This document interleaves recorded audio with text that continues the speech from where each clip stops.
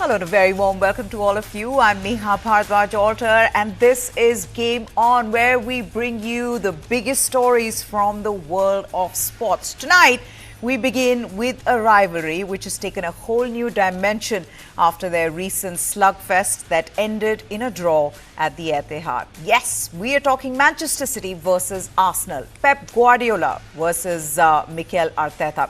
While one team accused the other of employing dark arts in the game, the other said it was a miracle to draw with 10 men against the title holders. Even as fans were arguing on social media and Erling Haaland was seen clashing with Arsenal players, there is more drama waiting to unfold as Manchester City were dealt a big blow today.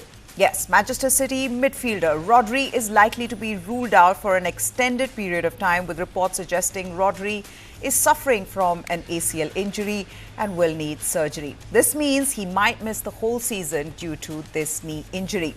ESPN have reported that while he will undergo surgery after tearing his ACL in his right knee following a collision with Arsenal's Thomas Partey in the Sunday's draw at the Etihad, there is no clarity on how long he will be out for. There is, of course, this being a huge blow for Manchester City and Guardiola, who called Rodri the best midfielder in the world earlier this year. Despite the depth in City's squad, some players are simply irreplaceable, and midfielder Rodri most definitely fits into that category.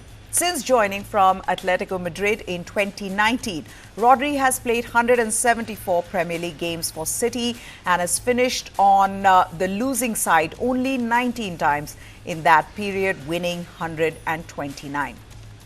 Tellingly, however, City's chances of losing rise dramatically when he's not anchoring their midfield. City have lost 7 of the 21 Premier League games in which he was absent, a 33% loss rate compared to 10.9% when he was playing. Last season, City lost 3 games in the first half of the season without Rodri to Wolverhampton Wanderers, Arsenal and Aston Villa, but none after he returned from injury. So few players have contributed across all areas of the pitch more than Rodri, according to the statistics. Since arriving in England, Rodri has completed more passes in the opposition's half than any other player, with only Declan Rice above him in terms of winning back possession. Put simply, he is the master at winning the ball and then using it quickly to a perfect effect. It is a skill set that has made City a dominant force in England and helped Spain rule Europe again. Only once have a City or Spain national team, including Rodri, lost in the last 18 months. City's surprise FA Cup final defeat by Manchester United last season was that game. No wonder the 28-year-old, who scored a healthy 12 goals for club and country last season, is being tipped for this year's Ballon d'Or. And no wonder why Guardiola looked so fearful when his midfield general limped off in distress early in Sunday's 2-2 draw with title rivals Arsenal. Rodri had orchestrated a superb opening spell by City in that clash at the Etihad, with the hosts dominating 1-0 ahead when he fell after that innocuous clash with Thomas Partey. No sooner had he left the field than Arsenal equalised, and after going behind, City needed John Stones' equaliser 8 minutes into stoppage time to avoid a damaging defeat by the 10-man Gunners. Mateo Kovacic is a like-for-like replacement for Rodri, but if, as is feared, Rodri has sustained a potentially season-ending ACL knee injury, the odds on City winning a 5th successive Premier League title will lengthen significantly. Now, former Arsenal player Ian Wright slammed Manchester City's Erling Haaland for throwing the ball at Arsenal centre-back Gabriel, terming the Norwegian's act as cowardly after City's 2-2 draw against the Gunners.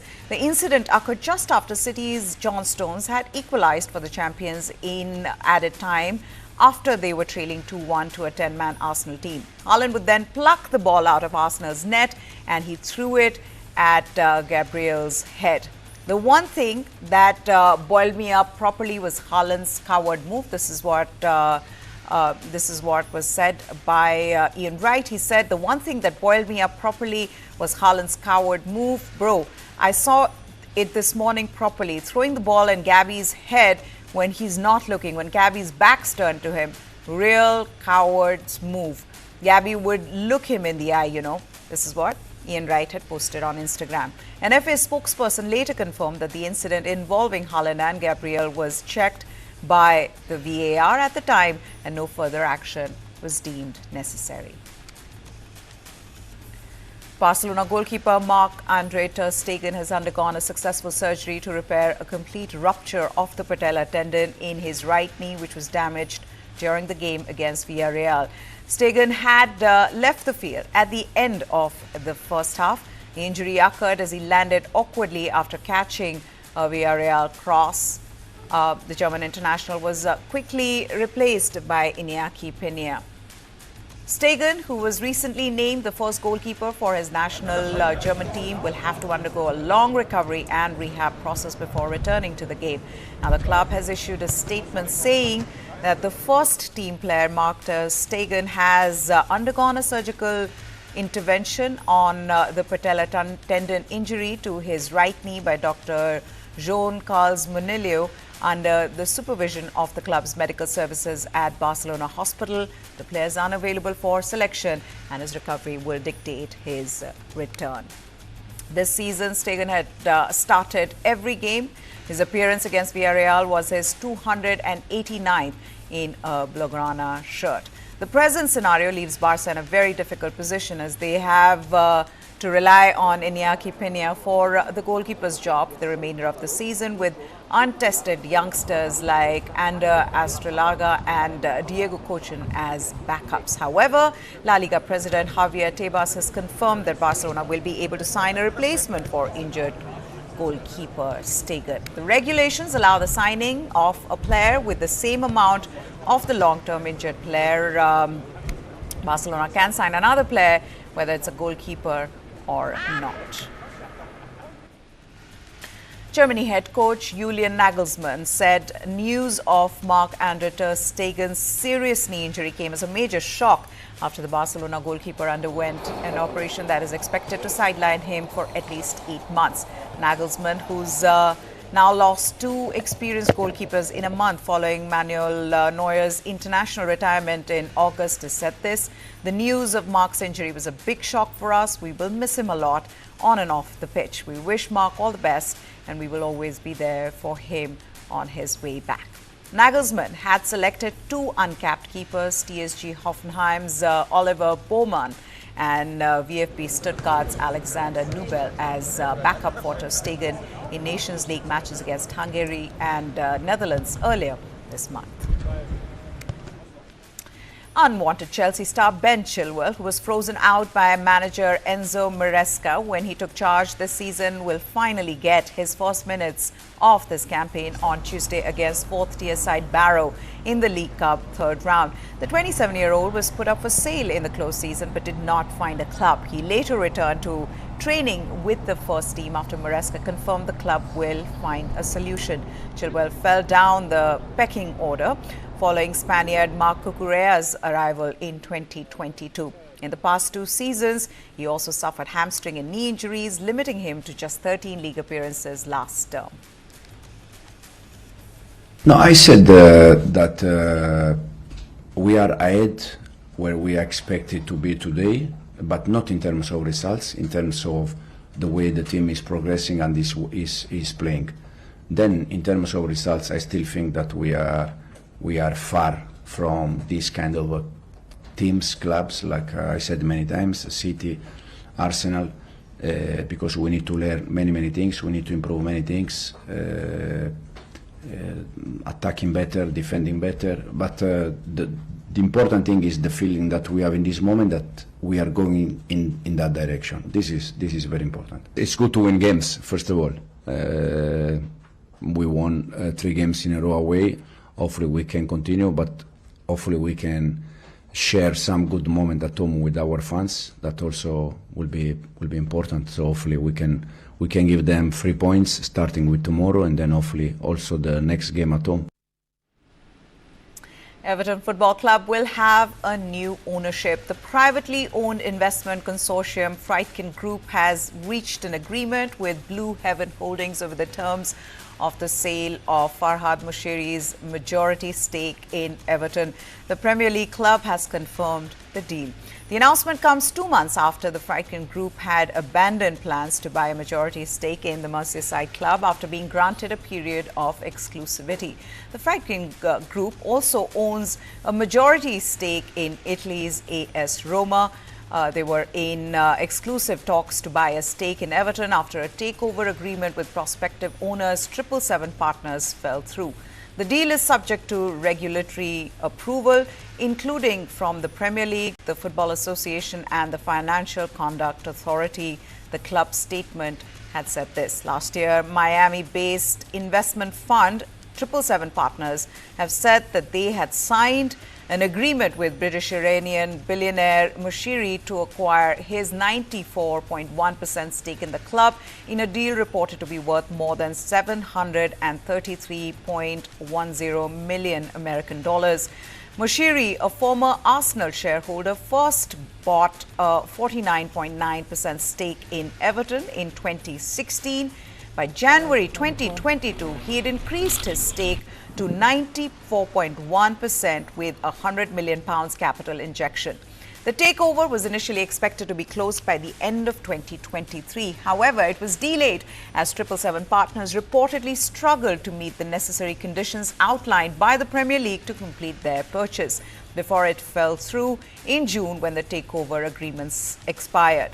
Everton flirted with relegation last season after having points deducted twice for breaching the Premier League's profitability and sustainability rules.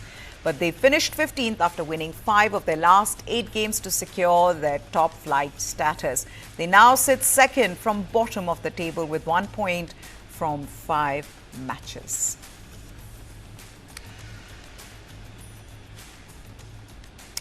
The Carabao Cup match scheduled for today between AFC Wimbledon and Newcastle United had to be postponed as a sinkhole opened on AFC Wimbledon's pitch yesterday. The sinkhole was caused by severe flooding over the weekend. It left the Cherry Red Records Stadium in complete disarray, making the pitch unplayable. What was meant to be a third-round fixture has now been pushed back due to the extent of the damage. According to a post on the League Two club's official social media, the match will now be played on 1st of October at Newcastle's St James's Park. The football pitch in London collapsed and other parts of the United Kingdom was submerged by flash floods yesterday after some areas saw a month's worth of rainfall in 24 hours. Roads were closed, some train lines in London were suspended, and dozens of people reported their homes being submerged as parts of central and southern England saw about 60 to 80 millimeters of rainfall. A few locations were expected to be hit by more than 120 mm of rain. Now coming back to Manchester City, reigning Premier League champions, their name has become synonymous with the word excellence in English football in the recent times. So it was an absolute treat for the fans when they came to visit India on their Champions 4-in-a-row trophy tour. That's not all. We got a chance to interact with their former winger, Wright Phillips. He spoke to my Football 9 colleague, Faiz Ahmed. Hi Sean, today you're talking to TV9 Network. We're from Football 9. And I want to know, first of all, how do you feel coming to Delhi? This is your first time in the city. It's your third trip for the country, but first time in Delhi. How do you feel about being here? I'm having a wonderful time. It's been non-stop. Met a lot of beautiful people. The food is very, very nice. And it can't get better, but I say that every year. And every time I come back, it keeps getting better and better. So on behalf of myself and Manchester City, I just want to give a massive thank you for the hospitality and making this all happen as well. Right, and we love to see you come back every year. I want to talk to you about Manchester City's season this year. Erling Haaland has been in brilliant form. He's been key to City's success in the initial part of the season. But I want to know, what are your thoughts about the club's depth in the striking department? If Haaland was unavailable for whatever reason, who do you think will step up to take up the goal-scoring mantle? Well, I think in many ways, Phil Foden did it last year. So I think Man City have a knack of when these players need to step in to take somebody else's position, whether it be injury or they're not around, they always manage to get to the levels they need to get to. And like I said, Phil did that yesterday, that won him player of the season last year. And there's no worries within that team because although Haaland is a magnificent player, City were playing with a false nine before and still winning titles and trophies. So we know Pep can deal with that and we know the players can as well. Sure. And I want to know, City have already added a treble to their list of achievements. Do you think this season they can go a step further and add a quadruple to their achievements? Look, I'm a fan. Yeah. So I'm going to say yeah. Of course. But at the end of the day, you got to think about it realistically. There's a lot of fantastic football clubs out there. And sometimes no matter how well you play, you can still lose a game of football. Sure. So for me, it's a game by game management thing. And that's exactly how they started the season. And I think it will carry on like that throughout the season until as far as it needs to go until the results come in or the silverware comes in. All right, we move on to cricket, and the Maharashtra Cabinet on Monday approved the transfer of a 2,000 square metre land parcel in the upscale Bandra area of Mumbai on lease to ace batsman Ajinkya Rahane to develop a sports complex. The plot was originally allotted to Sunil Gavaskar in 1988 for setting up an indoor training academy, but the cricketer could not utilize it for more than 30 years. The Maharashtra Cabinet has cleared a proposal by the Revenue Department to hand over the land parcel to cricketer Ajinkya Madhukar Rahane on a 30-year lease to develop state-of-the-art sports facility. This is what an official has said. A cabinet note stated that the plot was earlier allotted to Gavaskar to develop an indoor cricket academy, and the government reclaimed this plot due to that lack of development. The government said that the plot is in poor condition as slum dwellers have been using it for unwarranted work. A resolution to hand over the plot on lease to Rahane was passed by Maharashtra Housing and Area Development Authority, which was approved by the Council of Ministers. Former State Housing Minister Jitendra Awad in 2021 highlighted the non-utilization of the plot by Gavaskar. Awad earlier had said that he had almost cancelled the allotment to Gavaskar but did not do so because of Gavaskar's stature and his great contribution to the game. The plot was given to Gavaskar for setting up a cricket academy. Like I said, he should utilize it for that purpose, he'd said. This plot allotted to Sunil Gavaskar Cricket Foundation was returned to the state of government by the cricket legend in May 2022. The Indian men's hockey team will take on Germany in a two-match bilateral contest at the Major Dhyan Chand National Stadium here on 23rd and 24th of October. Hockey India have announced this. The last time India faced Germany was in the semi-final of the Paris Olympics, where the European giants emerged victorious by 3-2 margin.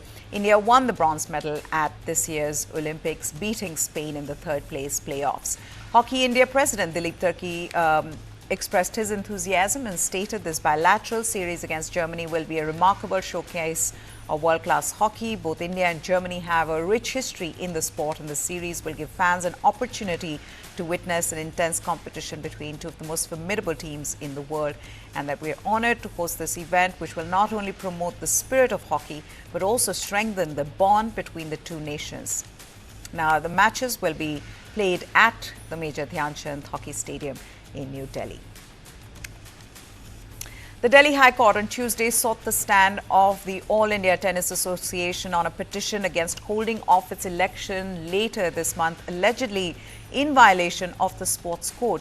Justice Purushendra Kumar Kaurav issued notice to the sports body as well as the centre on the petition by former India tennis player Somdev Dev Varman and doubles player Purav Raja, and said the election will be subject to the outcome of the plea. Now, while refusing to stay the election at this stage, the judge also directed that the result of the polls, which are scheduled to be held on 28th of September, shall not be published. The senior counsel appearing for the petitioner argued that AITA was holding the elections in a clandestine manner as there was nothing on the website. Seeking a stay on the election, the senior lawyer submitted that the conduct of the AITA was in flagrant violation of the sports code as well as the decisions passed by the High Court. The court asked the petitioner to make the returning officer of the election a party to the proceedings and asked the respondent parties to file their replies. It further stated that if the election is subsequently found to be in violation of the code, the elected office bearers will not be allowed to function and an independent entity may be appointed in their place. This matter will be heard next on 14th of October. Former world number 1 Rafael Nadal has been included in Spain's Davis Cup Final 8 squad along with world number 3 Carlos Alcaraz, Roberto Bautista Agut, Pablo Carreño Busta and Marcel Granollers.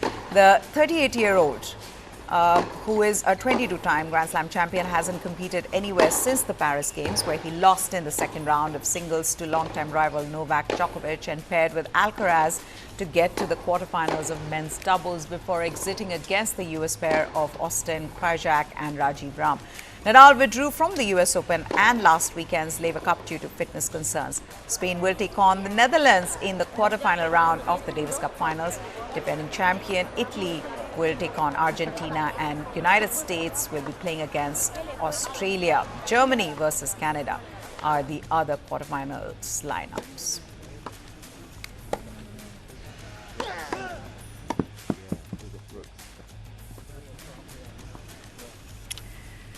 Well, that's it then. This edition of Game On. Hope you enjoyed it. Goodbye. Thanks for watching.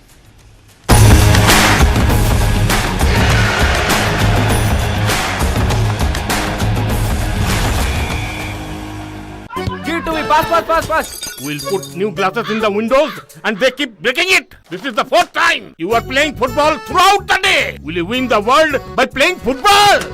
Yes, uncle. I will now conquer the world by playing football. Let's go to Germany. World's largest football talent hunt, News 9 Indian Tigers and Tigresses. In association with DFB Pokal, Bundesliga, BVB and India Football Center. Train and play matches in Europe. Register now and fly to Germany. IndianTigersandTigresses.com.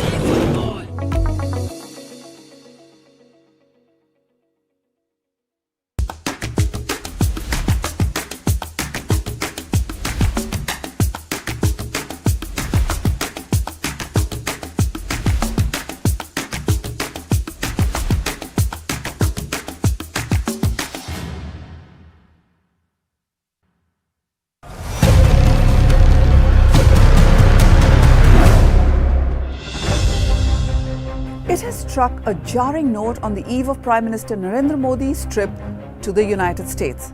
A US court has summoned National Security Advisor Ajit Doval, former RNAW chief Samant Goyal, RNAW agent Vikram Yadav and businessman Nikhil Gupta for allegedly hatching a plot to assassinate Khalistani terrorist Gurpatwant Singh Pannu.